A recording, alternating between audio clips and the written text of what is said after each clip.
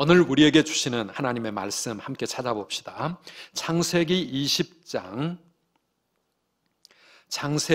20장 오늘 1절부터 사실 마지막 절까지의 내용을 다루게 되는데요. 우리 함께 1절에서 7절까지만 교독하도록 하겠습니다. 창세기 20장 1절입니다. 아브라함이 거기서 네게브 땅으로 옮겨가 가데스와 술 사이 그랄에 거류하며 그의 아내 사라를 자기 누이라 하였으므로 그랄 왕 아비멜렉이 사람을 보내어 사라를 데려갔더니 그 밤에 하나님이 아비멜렉에게 현몽하시고 그에게 이르시되 네가 데려간 이 여인으로 말미암아 네가 죽으리니 그는 남편이 있는 여자임이라. 아비멜렉이 그 여인을 가까이 하지 아니하였으므로 그가 대답하여 주여 주께서 의로운 백성도 멸하시나이까. 그가 나에게 이는 내 누이라고 하지 아니하였나이까. 그 여인도 그는 내 오라비라 하였사오니 나는 온전한 마음과 깨끗한 손으로 이렇게 하였나이다. 하나님이 꿈에 또 그에게 이르시되 내가 온전한 마음으로 이렇게 한 줄을 나도 알았으므로 너를 막아 내게 범죄하지 아니하게 하였나니 여인에게 가까이 하지 못하게 함이 이 때문이니라. 함께 읽습니다. 이제 그 사람의 아내를 돌려보내라. 그는 선지자라. 그가 너를 위하여 기도하리니 네가 살려니와 네가 돌려보내지 아니하면 너와 내게 속한 자가 다 반드시 죽을 줄 알지니라. 아멘. 몇십 년 만에 찾아온 아주 혹독한 추위입니다. 이번 추위를 북극 한파라 그렇게 부르지 않습니까? 이 추위 가운데 우리 성도님들 건강 잃지 않도록 잘 이겨나가시면 좋겠습니다. 사실 이 북극은 사람이 살 수 없는 너무 추운 땅이지요. 그런데 평소에 이 겨울에도 그 북극의 찬 공기가 우리들에게로 내려오지 못하도록 저 상공 11,000m 상공에 제트 기류라고 하는 기류가 형성이 되어 있습니다. 그래서 그 제트 기류가 북극에 그 차가운 공기를 더 이상 못 내려오도록 딱 막아주고 있는데요. 올해는 여러 가지 이유로 그 제트 기류가 약해져서 그만 힘을 못 쓰고 밀려 내려오고 있습니다. 그러다 보니 북극의 차가운 공기가 지금 우리 한반도까지 이렇게 혹독한 추위를 가져다 주는 겁니다. 참 저는 그 뉴스를 보면서 우리 이 땅을 살아가는 우리의 삶이 어떠해야 될 것인가, 우리가 열심히 노력해야 되고 또 우리의 실력과 힘으로 우리의 인생을 살아갑니다. 어느 정도까지 조금씩 그 열매가 있을 겁니다. 그런데 문제는요, 진짜 큰 거는요, 저 위에서 벌어지고 있다고 하는 겁니다. 저 위에서 어떤 일이 일어나느냐에 따라서 우리의 삶은 너무나 큰 영향력 아래 놓여 있는 것입니다. 추위뿐만 아니라 이 코로나 팬데믹 이 시대에 정말 우리 인류가 하나님 앞에 좀 더 겸손해지기를 바랍니다. 우리가 얼마나 연약한 존재인지, 그리고 하나님이 얼마나 전능하시고 위대하신 분이신지, 평소에 우리가 알지 못했던 그 하나님의 섬세한 사랑의 손길이, 그 하나님의 은혜가 우리를 지켜주고 계셔서 우리가 지금까지 살아온 것인데, 만약에 여기저기서 그것들이 문제가 되기 시작을 하면 우리는 살기가 너무 힘들어지는 겁니다. 그래서 우리 하나님 앞에 겸손히 무릎 꿇어 하나님을 찾고 하나님을 경외하는 그런 우리의 삶이 되어야 되겠습니다. 새해에 우리 그런 믿음으로 살아갈 수 있기를 바랍니다. 한참 된 것 같은데 아직 1월 10일입니다. 1월 둘째 주일을 맞이하고 있는데요. 이 새해를 우리가 믿음으로 살아갈 수 있기를 바랍니다. 믿음이 도대체 무엇입니까? 믿음은 우리의 마음을 열고 내 삶에 하나님의 존재를 인정하고 그 하나님을 섬기는 것으로 시작을 합니다. 그러나 이 믿음이라고 하는 것은 사실 우리의 마음의 문제로, 머리의 지식으로 끝나지 않습니다. 믿음은 삶입니다. 믿음으로 살아가야 합니다. 거친 세상, 타락한 세상, 이 코로나 힘든 세상을 이겨내려면 우리에게 믿음이 중요합니다. 특별히 오늘은 우리 청지기 주일입니다. 성경은 하나님께서 우리 모두의 주인이 되시고 우리 모든 것의 주인 되시고 우리는 그 하나님의 청직이라고 우리에게 계속해서 말씀하고 있습니다. 직분자뿐만 아니라 하나님을 믿는 모든 우리 성도의 삶이 다 하나님의 청지기로 살아가는 것이고 하나님 나라의 일꾼으로 이 세상을 사는 것이지요. 우리 선두교의 교인이 된다는 것은 무엇입니까? 하나님의 꿈을 나의 꿈으로 붙잡고 이 땅에 그 꿈을 열어가기 위하여 하나님 나라의 일꾼으로 살아가는 것이고 건강하고 행복한 공동체를 세워가는 그런 청지기의 삶을 사는 것입니다. 우리 모든 선두 가족 여러분, 2021년 이 해에도 믿음으로 굳게 서서 우리의 귀한 사명 감당할 수 있기를 주의 이름으로 축복합니다. 믿음으로 가는 길은 무엇입니까? 한마디로 우리의 모든 상황 속에서 하나님을 의지하는 것을 말합니다. 하나님을 의지하며 모든 상황을 믿음으로 사는 겁니다. 믿음의 조상 아브라함을 우리가 창세기에서 이렇게 계속 묵상하다 보면 참 그는 실수와 허물이 너무 많은 사람이었습니다. 오늘 우리가 읽은 이 20장 본문에도 보면 자기 아내를 누이라고 속였다가 아내를 빼앗길 뻔한 그런 상황이 벌어지고 있습니다. 이게 벌써 두 번째입니다.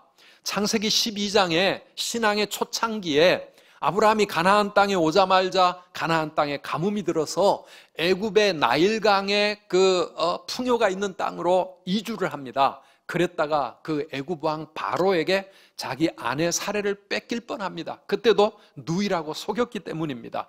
다행히 하나님의 기적적인 간섭으로 겨우 자기 아내를 찾아 돌아왔던 일이 있습니다. 그런데 오늘 이 본문은요, 그때로부터 24년이라고 하는 긴 세월이 지나간 다음이에요.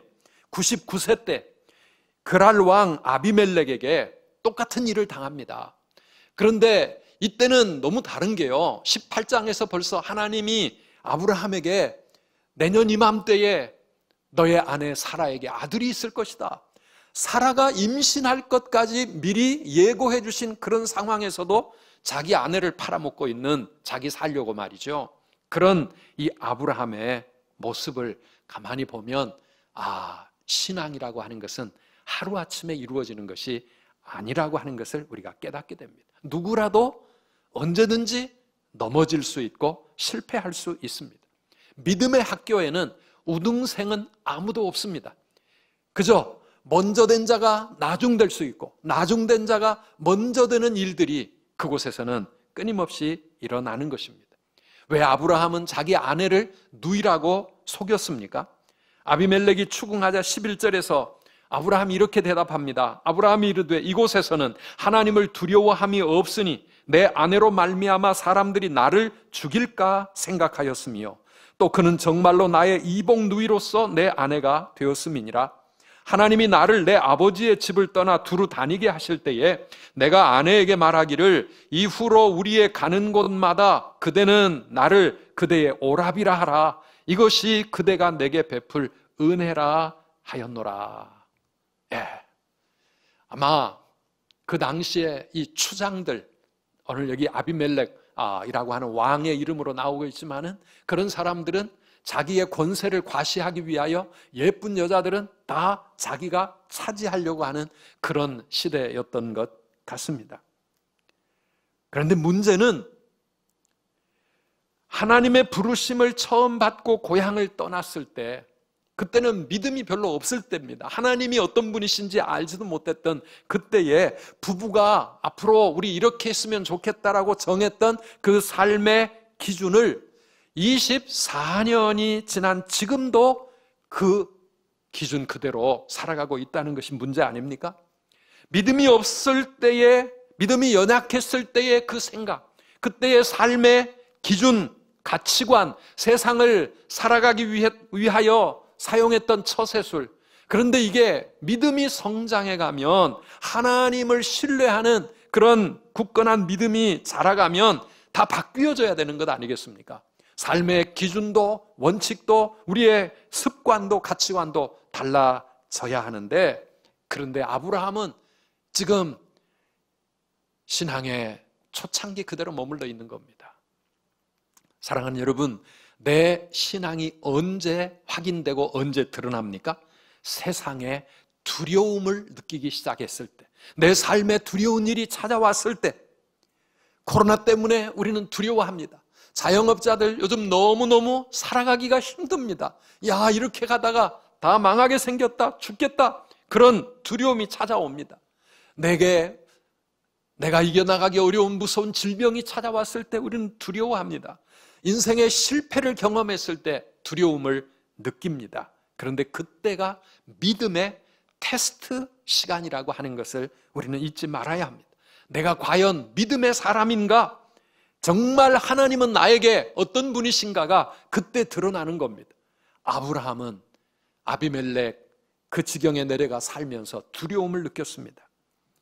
믿음은 그런 두려움 속에서, 그렇게 매일 살아가는 우리의 삶의 상황 속에서 세상의 방법이 아닌 하나님을 붙잡고 살아가는 것, 이게 살아있는 믿음이라고 하는 것입니다. 하나님 도와주세요. 하나님 어떻게 해야 합니까? 하나님 나를 좀 이끌어 주세요. 그렇게 기도하고 하나님을 바라보며 믿음으로 이겨나가려고 하는 것, 그게 믿음의 사람의 모습 아니겠습니까? 베드로는 믿음이 연약했을 때 예수님이 십자가를 지시고 그렇게 고통을 당하시는데 한 여종의 말 한마디에 너무 두려워서 그는 예수님을 모른다고 부인하고 저주까지 했습니다. 그런데 그랬던 베드로가 사도행전 4장으로 가보면은 대제사장들과 장로들과 서기관들, 그러니까 이스라엘 공회가 정식으로 그를 불러가지고 더 이상 예수의 이름을 전하지 말라고 명령을 내렸을 때, 그때 베드로는 사도행전 4장 19절 이하에서 이렇게 대답합니다. 함께 읽어보시겠습니까? 베드로와 요한이 대답하여 이르되 하나님 앞에서 너희의 말을 듣는 것이 하나님의 말씀을 듣는 것보다 옳은가 판단하라. 우리는 보고 들은 것을 말하지 아니할 수 없다. 얼마나 담대한 모습인지 모릅니다. 구약에도 보면 다니엘의 세 친구들이 바벨론 왕의 금신상 앞에 다 엎드려 절하라. 만약에 절하지 않으면 뜨거운 풀무불에 던져 다 죽게 하겠다. 그렇게 두려운 상황이 되었을 때 이 다니엘의 친구들은 다니엘 3장 17절 이하에 보면 이렇게 대답합니다. 한번 우리의 고백처럼 생각하고 한번 같이 읽어보실까요?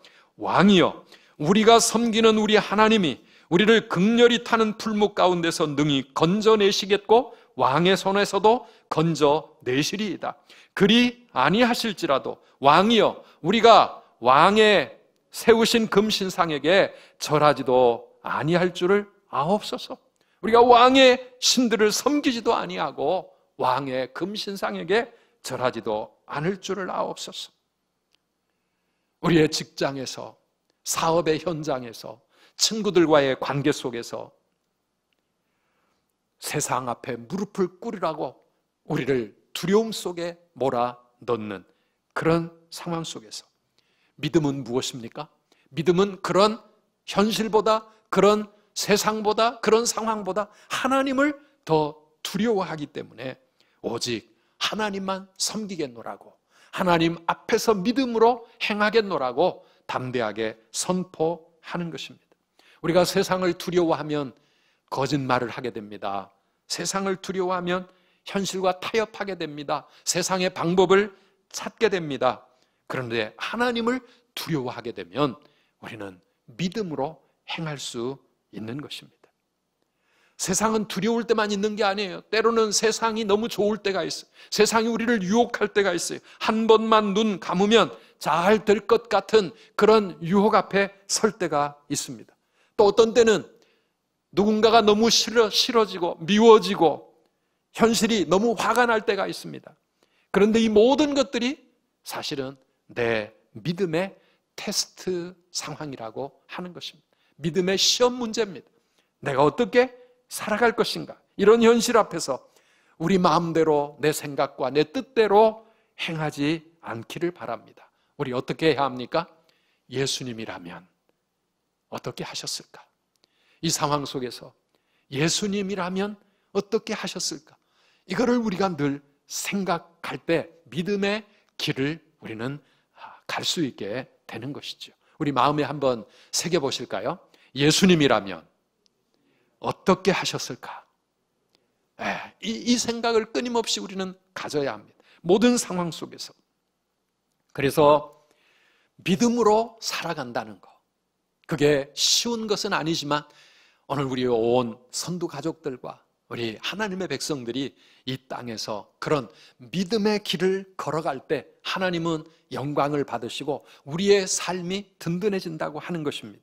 그래서 믿음은 두려움 앞에서 담대할 수 있는 것이고 죄와 유혹 앞에 노라고 말할 줄 아는 것, 이게 바로 믿음입니다.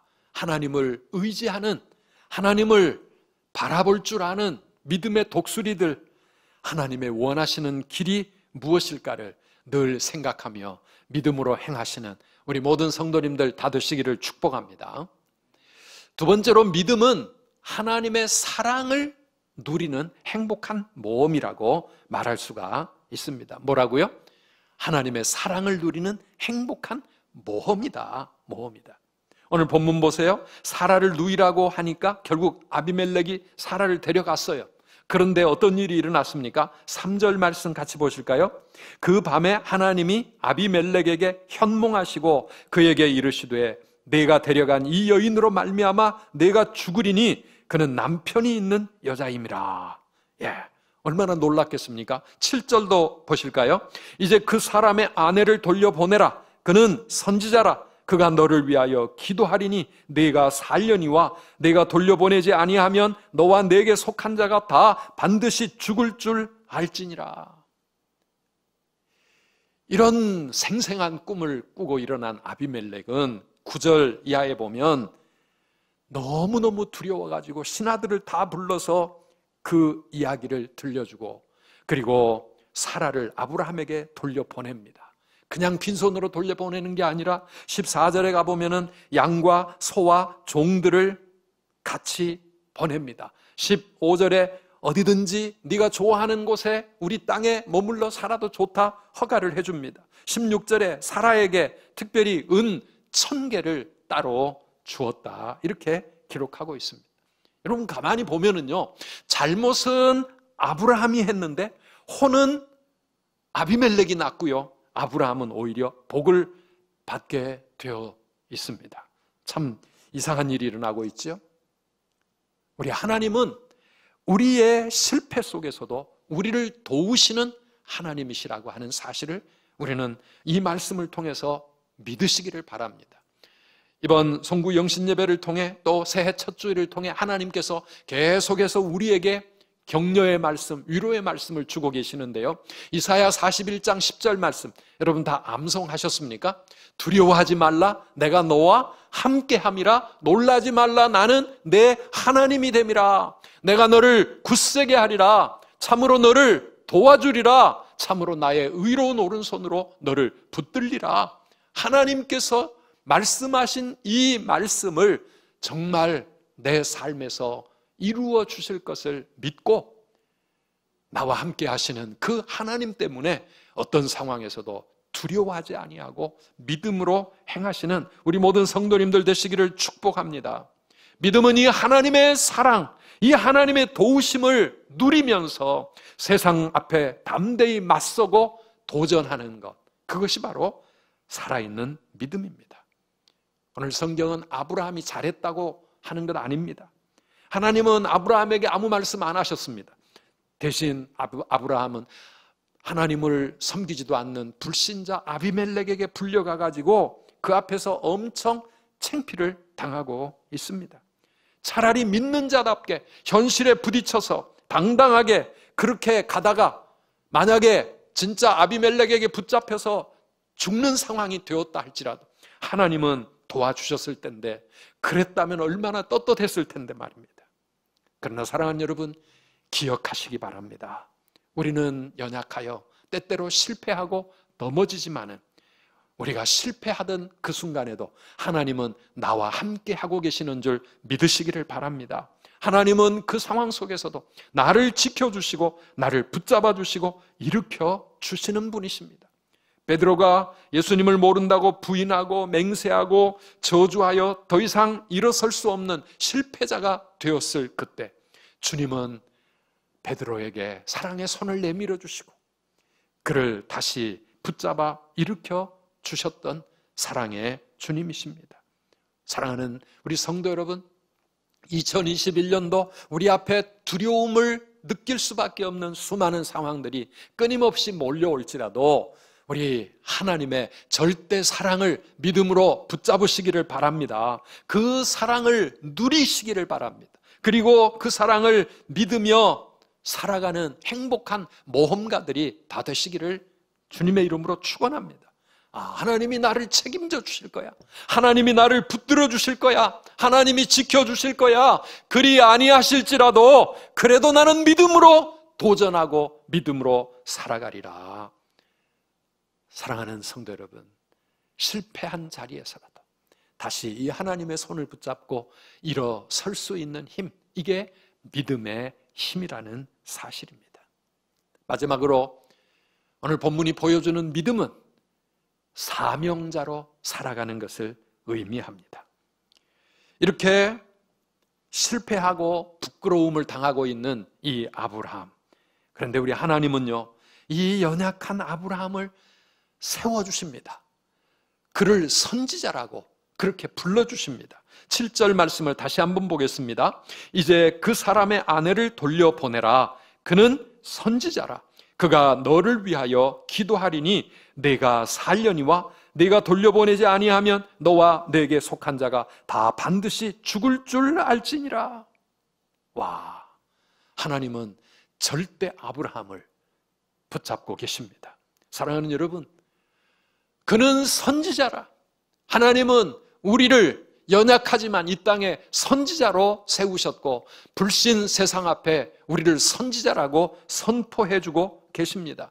우리가 하나님의 선지자라면 세상의 아비멜렉은 우리가 두려워해야 할 대상이 아니고 우리가 축복해줘야 되고 기도해줘야 될 대상, 우리가 구원의 길로 인도해줘야 될 대상이라는 사실을 우리는 잊지 말아야 합니다.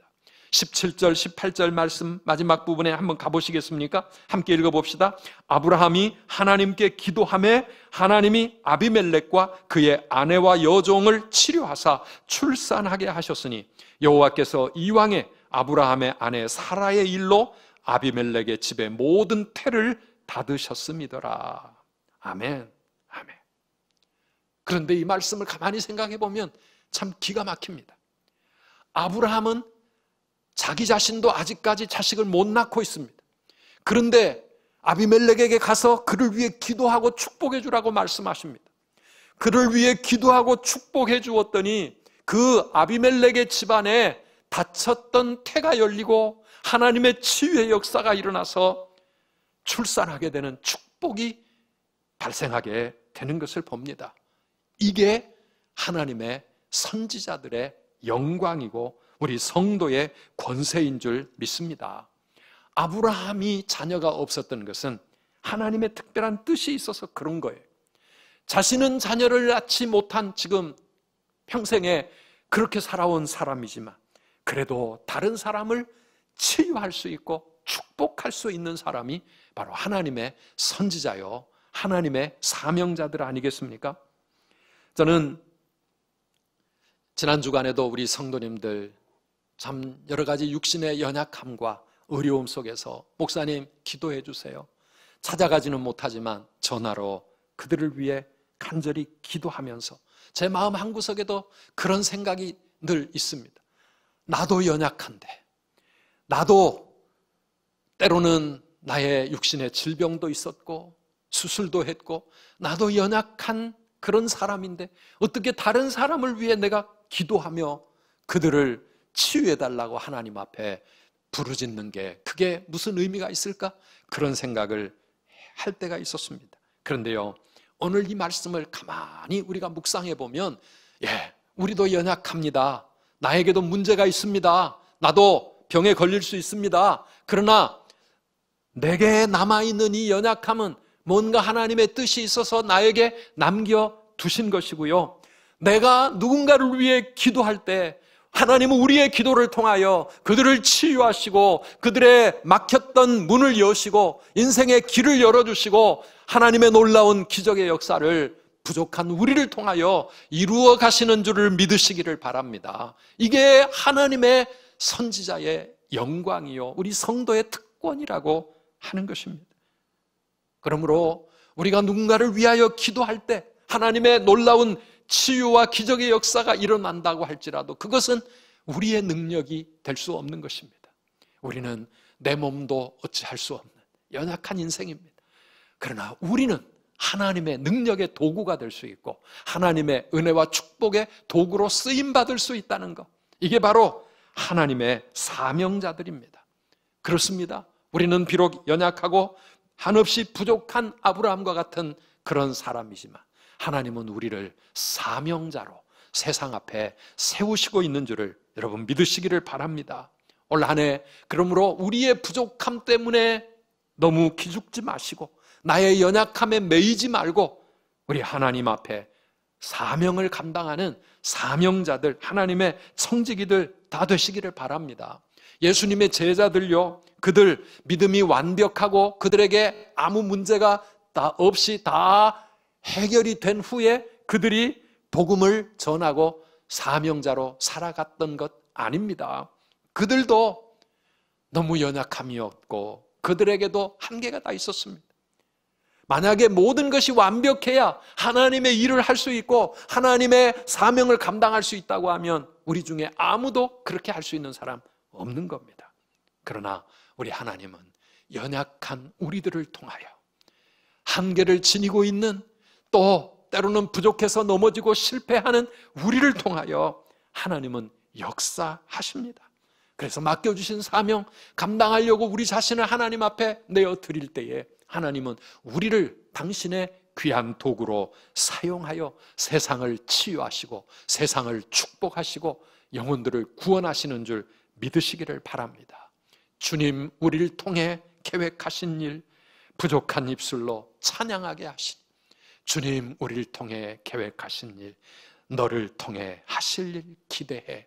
우리가 잘 아는 그 찬양의 가사처럼 2021년을 살아가면서도 나는 부족하고 나는 연약하여도 하나님이 나를 선지자라고 그렇게 불러주시고 하나님의 사명자로 이 세상을 살아가며 다른 사람들을 축복하고 기도하는 그런 하나님의 도구로 사용하신다는 사실, 여러분 잊지 마시기 바랍니다. 2021년도 하나님 우리에게 어떤 사명을 맡겨주시고 어떤 직분과 책임을 맡기셨든지 간에 내 힘으로는 감당할 수 없지만 하나님의 은혜로 감당할 수 있음을 우리가 믿으면서 우리 자신을 하나님께 올려드리고 하나님의 말씀대로 그렇게 순종하며 살아감으로 우리 아브라함과 같이 정말 고난과 실패를 넘어서서 더 든든한 믿음의 사람으로 세워지는 그런 우리 모든 선두 가족들 다 되시기를 축원합니다.